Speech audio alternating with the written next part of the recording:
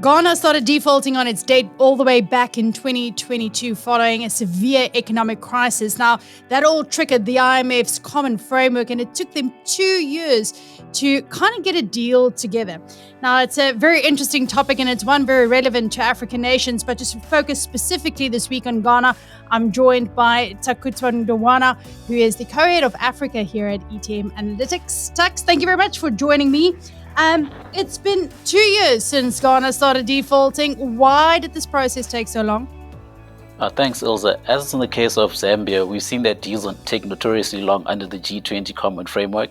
And in Ghana's case, the bond deal that was agreed to in April did not meet the IMF's debt sustainability requirements. And secondly, a bunch of regional bondholders rejected the deal for various reasons.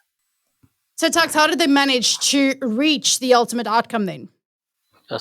So what triggered the latest deal, Ilze, was that Ghana recorded a stronger economic growth performance than what was initially forecast by the IMF when they did their debt sustainability assessment in April.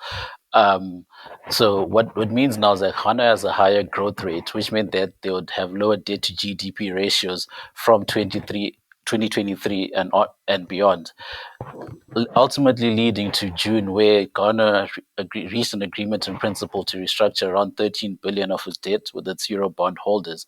And under that deal, bondholders will forgo 4.7 billion of their claims while providing cash flow relief of around 4.4 billion during the IMF program.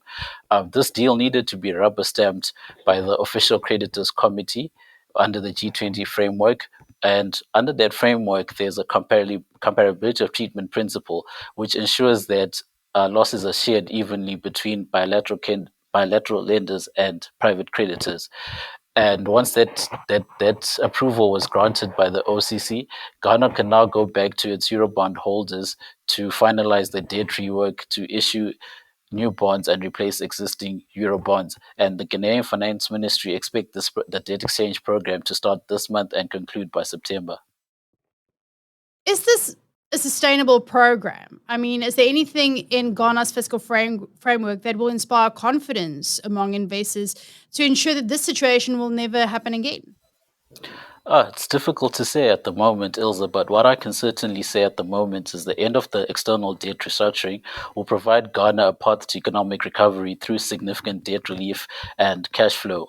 However, the upcoming elections, it remains to be seen whether Ghanaian authorities will stick to the fiscal and economic reforms that are guided by the IMF program.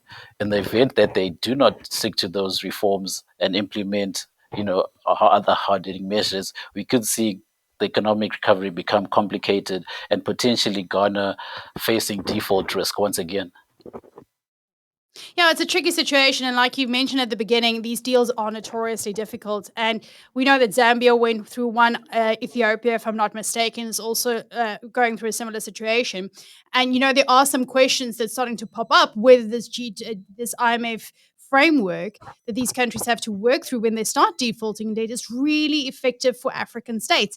But we are planning some research around that to make sure that you stay tuned and keep an eye on our social media pages for that podcast on when we will be discussing and really, I think, critically looking at the framework and whether or not it is really suitable to African states. Tux, thank you very much for your time, and we will chat again soon.